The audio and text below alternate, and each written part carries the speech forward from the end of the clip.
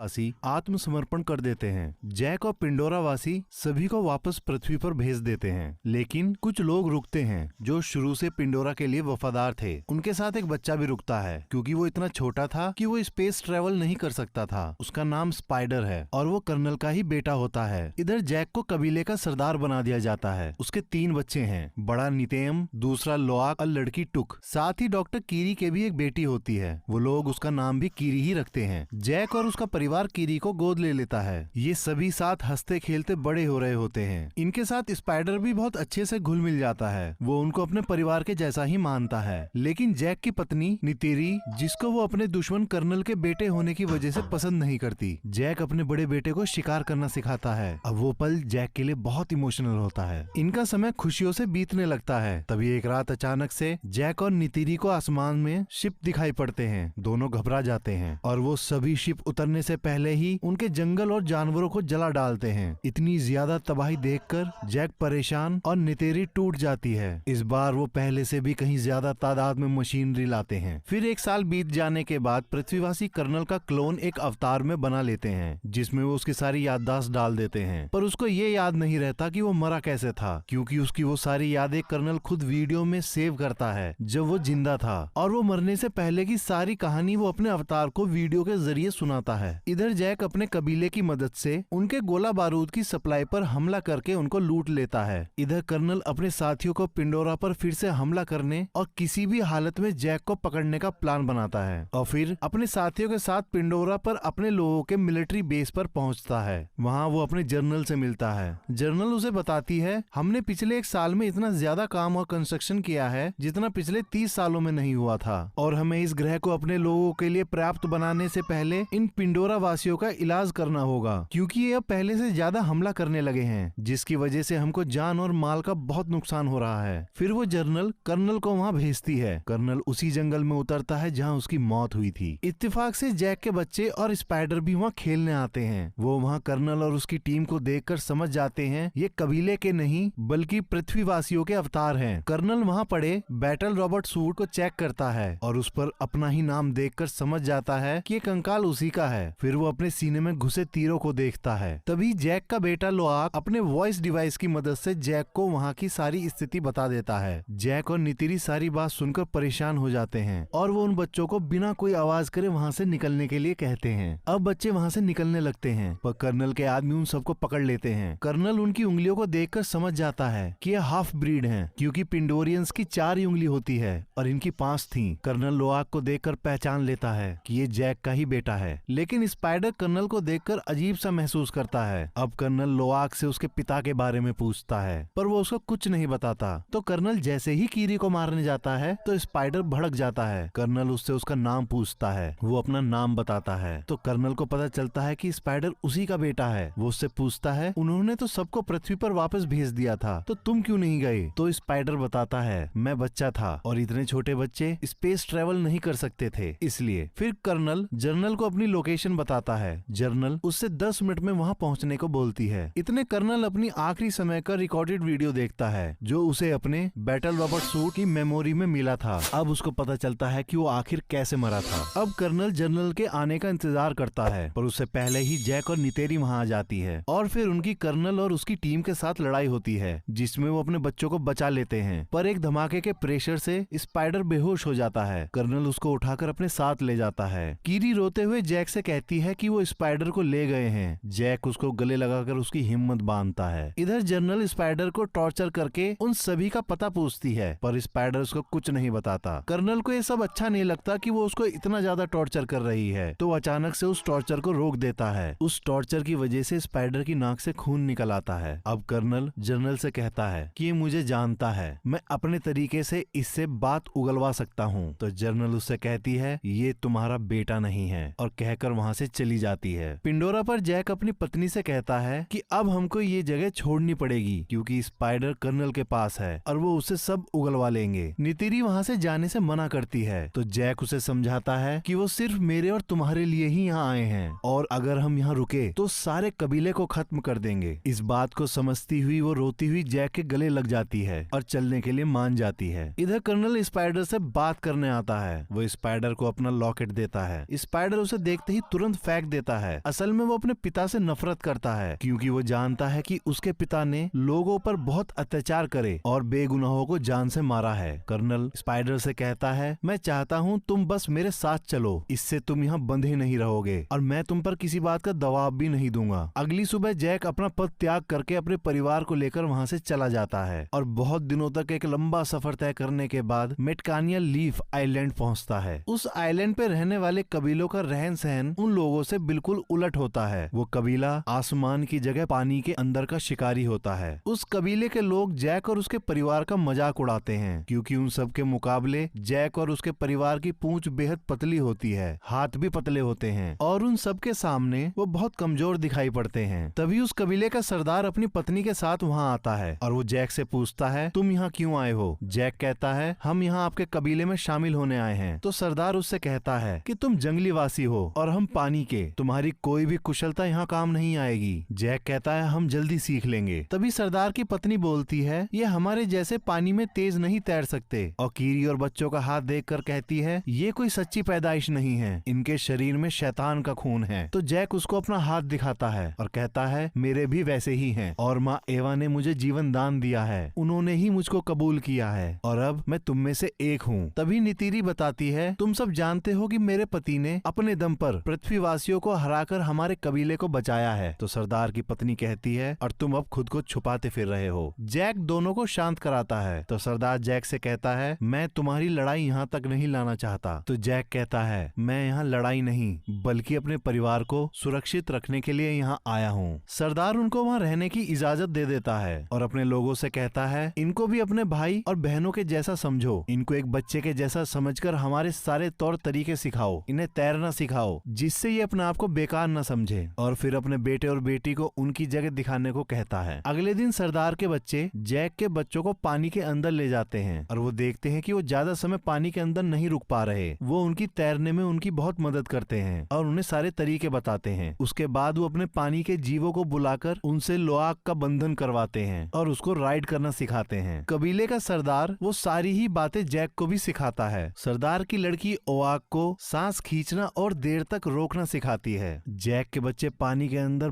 बहुत मजा करते हैं, उन्हें एक नई दुनिया दिखाई देती है। कीरी उन सबको महसूस करती है। इधर कर्नल स्पाइडर को लेकर पिंडोरा की सबसे ऊंची पहाड़ी पर पहुंचकर अपने लिए एक बेंजिस को चुनकर उससे अपना बंधन जोड़ने की कोशिश करता है, लेकिन उनकी लड़ाई में बेंजिस उसको लेकर पहाड़ी से कूद जाता है। तो सबको लगता है कर्नल मर गए और वो वहाँ से वापस जाने लगते हैं, लेकिन तभी कर्नल बेंजिस की सवारी करता हुआ वहाँ आ जाता है। वो उससे बंधन जोड़ लेता है। इधर सरदार के लड़के कीरी को छेड़ रहे होते हैं। तभी नितेम और लोआक वहाँ आकर उन लड़कों को बहुत मारते हैं। कीरी ये देखकर बहुत हंसती है। फिर जैक अपने लड़कों को अपनी जगह पर लाकर बहुत डांटता है और लोआक को भेजकर उन सभी से माफी मांगने को कहता है। फिर वो नितेम से पूछता है, क्या तुमने उन सबको बहुत मारा? वो कहता है, हाँ। ये बात सुनकर जैक उससे कहता है, ये अच्छी बात है। नितेम उनका जवाब सुनकर मुस्कुराता है और वहाँ से चला जाता है। लोआक उन लड़कों के पास जाकर उनसे माफी मांगता है। वो लोआक को माफ करके अपने साथ गहरे समुद्र में शिकार करने को कहते हैं। लोआक उनकी बात मानकर उनके साथ चल पड़ता है। वो थ्री ब्रदर पहाड़ी पर पहुंचकर लोआक से एक आवाज निकालने को कहते हैं। लोआक वैसे ही करता है, पर वो उसको चुपचाप वहाँ छोड़कर वापस चले जाते हैं। असल में वो एरिया एक व्हेल मछली के जैसे दिखने वाले टुलकुन जीवों का होता है और एक जीव लोआक को मारने के लिए पागलों की तरह उसके पीछे पड़ जाता है। लोआक अपने को जैसे तैसे उससे बचाने की पूरी कोशिश करता है। बहुत देर पानी में रहने की वजह से लोआक की सांसें खत्म होने लगती हैं। अब वो वहाँ से बाहर निकलकर सतह पर आने की कोशिश करता है, लेकिन टुलकुन उसको देख लेता है और अब उस पर उसे मारने के लिए हमला करता है। और जैसे ही उसके नजदीक आता है तभी एक और टुलकुन उल्टा उस पर ही हमला कर देता है। पर इतने में लोआक अपनी सांसें टूटने की वजह से पानी में डूबने लगता है। पर कुछ देर बाद जब उसकी आंखें खुलती है तो देखता है कि उस टुलकुन ने उसकी जान बचा ली है। वो उसे सतह पे ले आया था। इसके बदले वो टुलकुन के पंख में फंसे बड़े से लोहे के कांटे को निकाल देता है। अब दोनों में दोस्ती हो जाती है और फिर दोनों पानी में बहुत देर तक एक साथ तैरते हैं। कुछ देर बाद लोआक उसके दूसरे कटे हुए पंख को देखकर उससे इशारे में पूछता है कि ये कैसे हुआ, पर टुलकुन उसको कोई जवाब नहीं देता। इधर कीरी जैक को बताती है कि मुझको माँ एवा के दिल की धड़कन सुनाई देती है, क्या मैं पागल हो गई हूँ? जैक उसे समझाता है। तभी नितेम सरदार के लड़के को लाता है और दिन भर की सारी बात बता देता है। अब वो लोग लोआक को ढूंढने निकलने निकलने ही वाले होते हैं तभी लोआक टुलकुन को वापस भेजकर घर आ जाता है और सारी गलती अपनी बताकर सरदार के लड़के को मार खाने से बचा लेता है, जिसकी वजह से उन दोनों में बहुत अच्छी दोस्ती हो जाती है। अगले दिन वो सरदार के बच्चों को सारी बात बता देता है और उनसे उसके कटे हुए पंख का भी जिक्र करता है। सरदार की लड़की समझ जाती है और कहती है कि उसका नाम पायकन है और उसको उसके परिवार ने बेदखल कर रखा है क्योंकि सभी बताते हैं कि वो खूनी है। उसने हमारे कबीले और अपने साथी टुलकुन को भी मारा है, लेकिन लोआक उनकी बात नहीं मानता और कहता है वो मेरा दोस्त है और वहाँ से कहकर चला जाता है। अगले दिन सरदार की लड़की उनको अपने पुरखों के मंदिर को दिखाती है, फिर अपने कबीले के जीवनदायिनी पेड़ को दिखाती है जो पानी के अंदर होता है। कीरी उससे अपना बंधन करती है तो उसे अपनी माँ दिखाई देती है। वो उससे गले लग के रोने लगती है और पूछती है मैं सबसे अलग क्यों हूँ और माँ एवा मुझसे क्या चाहती हैं? मेरे पिता कौन हैं? तभी अचानक कीरी को दौरा पड़ जाता है। वो बच्चे उसको वापस ले आते हैं। जैक उसके इलाज के लिए अपने दोस्तों को बुलाता है पर उनसे कुछ नहीं होता, तो सरदार की पत्नी उसका इलाज करके उसे ठीक करती है। तभी कर्नल के साथी उसको बताते हैं कि रेडार पर एक शिप देखा गया है और ये शिप वही था जिससे जैक के दोस्त कीरी को ठीक करने आए थे। कर्नल को एक लोकेशन मिल गई थी। अब कर्नल एक शिकारी शिप के कैप्टन और उसके क्रू के साथ मैटकाइना रीफ के लिए निकल पड़ता है। इधर रीफ में सारे टुलकुन अपना चक्र पूरा करके वापस आते हैं। कबीले वाले उनके आने से बहुत खुश होते हैं। असल में कबीले वाले उनको अपने भाई और बहन ही मानते हैं। टुलकुन की सरदार अपने बच्चे को रोनाल को दिखाती है। वो बहुत खुश होती है और कहती है उसका बच्चा भी जन्म लेने वाला है। इधर कर्नल उसके सबसे नजदीकी कबीले पहुंच जाता है और जैक के बारे में पूछता है, पर वो लोग कुछ नहीं जानते तो वो कुछ नहीं बता पाते।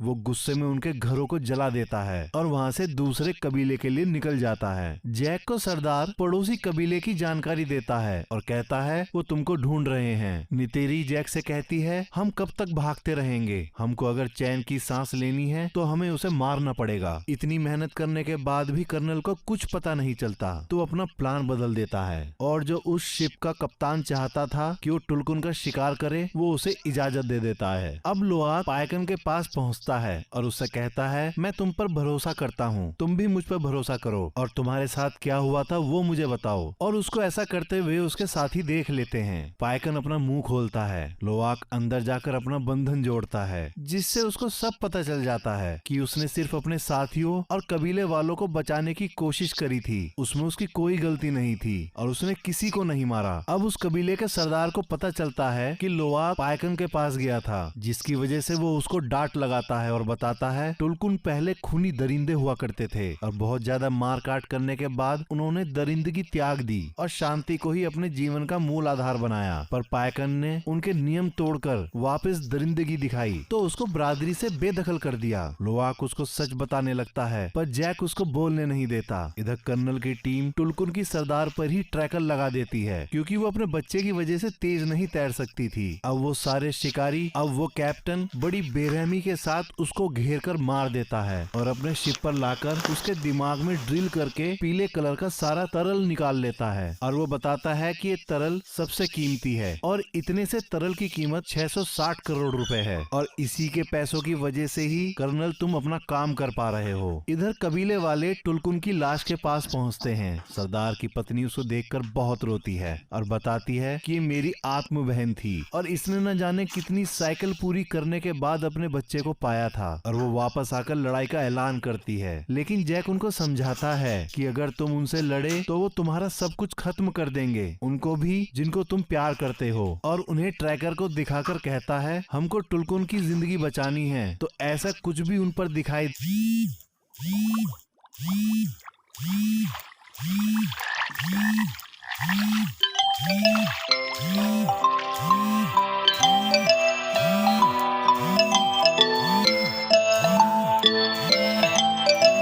तो मुझको बताओ, मैं इन ट्रैकर्स को बंद कर सकता हूँ जिसकी वजह से उनकी जान बच सकती है। और ये बात सभी टुलकुन तक पहुँचाने को कहता है। सब मान जाते हैं। फिर जैक चुपके से नितीरी को बताता है कि वो टुलकुन का नहीं बल्कि हमारा शिकार करना चाहते हैं। अब लोआक पायकन के पास उसको सावधान करने के लिए निकल पड़ता है क्योंकि वो जानता था कि उसे कोई नहीं बताएगा, लेकिन सारे बच्चे उसे रोकने की कोशिश करते हैं पर वो वहाँ से निकल जाता है तो भी सारे बच्चे उसका पीछा करते हैं। इधर कप्तान दूसरे शिकार की तैयारी तैयारी करता है। लोआक पायकन के पास पहुंचता है। वो पायकन पर ट्रैकर देखकर घबरा जाता है और उस ट्रैकर को निकालने की कोशिश करता है। तभी सामने से शिकारी जहाज को देखकर वो घबरा जाता है। अब सब बच्चे वहां पहुंचकर उस ट्रैकर को निकालने की बहुत कोशिश करते हैं, पर वो उनसे भी नहीं निकलता। फिर लोआक अपने पिता को सब बता देता है। तभी जैक सरदार को बता देता है। वो सब तैयार होकर उनकी तरफ निकल पड़ते हैं। कर्नल उन बच्चों को टुलकुन के पास देखकर बहुत खुश होता है। बच्चे ट्रैकर को निकाल देते हैं और उसे समुद्र में फेंक देते हैं और खुद भी समुद्र में अंदर छुप जाते हैं और पायकन बचकर निकल जाता है। कर्नल छोटी सबमरीन से उनको पकड़ने का आदेश देता है। कुछ देर मशक्कत करने के बाद वो सरदार की बेटी और टुको जाल डालकर पकड़ लेते हैं। लोआक भी उनको छुड़ाने के चक्कर में पकड़ा जाता है। स्पाइडर ये देखकर उनके पास भागा आता है, पर वो लोग उसे पकड़कर वापस अंदर ले जाते हैं। कर्नल उन तीनों बच्चों को वहीं बाहर डेक पर बांध देता है और जैक से अकेले आने को बोलता है, नहीं तो बच्चों को मार देने की धमकी देता है। जैक खुद को सरेंडर करने को तैयार हो जाता है। पायकन पानी के अंदर से लोआक को शिप पर बंधा देख गुस्से से पागल हो जाता है और समुद्र के अंदर पत्थरों को तोड़ने लगता है। अब वो उसको बचाने की ठानकर अपने सारे नियम फिर से तोड़कर शिप पर कूद पड़ता है और वहाँ सब कुछ तोड़ने लगता है। उसको देखकर शिप का कैप्टन उसका शिकार करने के लिए वहाँ आ जाता है और ये सब देखते हुए कबीले वाले भी लड़ाई में कूद पड़ते हैं। कप्तान पायकन पर रॉकेट छोड़ता है, पर वो अपने सिर नीचे कर लेता है, जिससे रॉकेट उससे टकराकर कप्तान के शिप पर ही फट जाता है। ऐसा देख कप्तान हैरान हो जाता है। अब उन सभी लोगों में बड़ी भयंकर लड़ाई शुरू हो जाती है और सब अपने दुश्मनों को मारने लगते हैं। इधर पानी के अंदर कीरी अपने बंधन को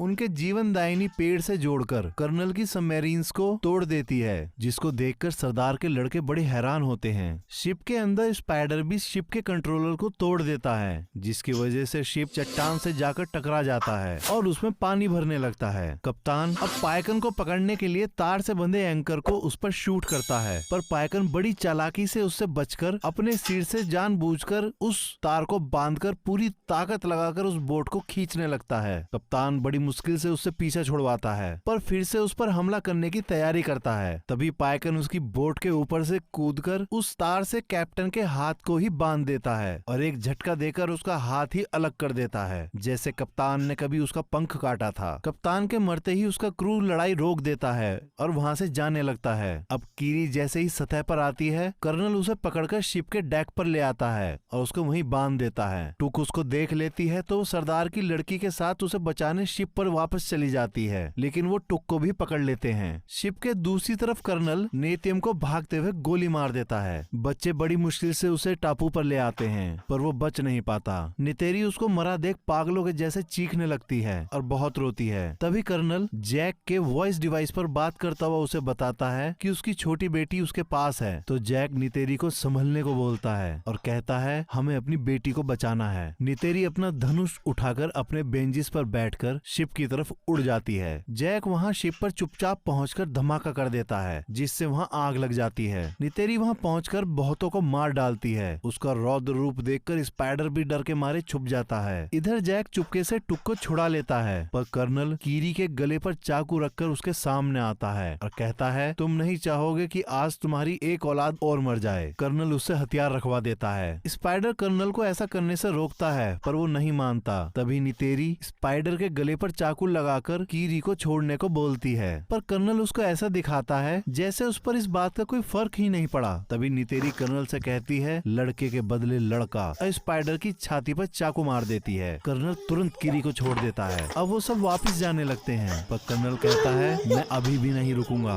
और वापस आऊंगा और तुम अपने पूरे परिवार के साथ सारी जिंदगी डर में जियोगे। इतना सुनते ही जैक उस पर हमला कर देता है। इधर पानी के अंदर नितेरी और उसके बच्चों को आग घेर लेती है, तो वापस शिप पर चढ़कर उसके दूसरी तरफ से निकलने की कोशिश करती है। तभी पानी का बहाव टूक को शिप के अंदर ले जाता है। नितेरी उसके पीछे कूद जाती है। शिप डूबने लगता है और पलट जाता है। स्पाइडर और कीरी ऊपर आ जाते हैं। इधर पानी के अंदर जैक लड़ते लड़ते कर्नल का गला घोटकर उसे बेहोश कर देता है। उसको लगता है कि कर्नल मर गया, लेकिन खुद भी पानी में सांसें टूटने की वजह से डूबने लगता है। तभी लोआक जैक को बड़ी मुश्किलों से एक चैम्बर में लेके आता है, जिससे जैक को सांस आ जाती है। इधर टुक और नितेरी भी एक जगह आके फंस जाते हैं और जहाज पूरी तरह अंधेरे में डूब जाता है। फिर कीरी वहाँ रोशनी देने वाली अनेक मछलियों को बुला लेती है और वो उनको पूरे जहाज में भेज देती है। वो टुक और नितेरी नीतीरी को बाहर निकाल लेती है। इधर लोआक पाइकन की मदद से जैक को भी बाहर निकाल लेता है। अब पाइकन उन सबको अपने पंख पर बैठाकर टापू पर छोड़ देता है। स्पाइडर भी कर्नल को बाहर निकाल लेता है। वो जिंदा होता है। वहाँ उसका बेंजिस आ जाता है।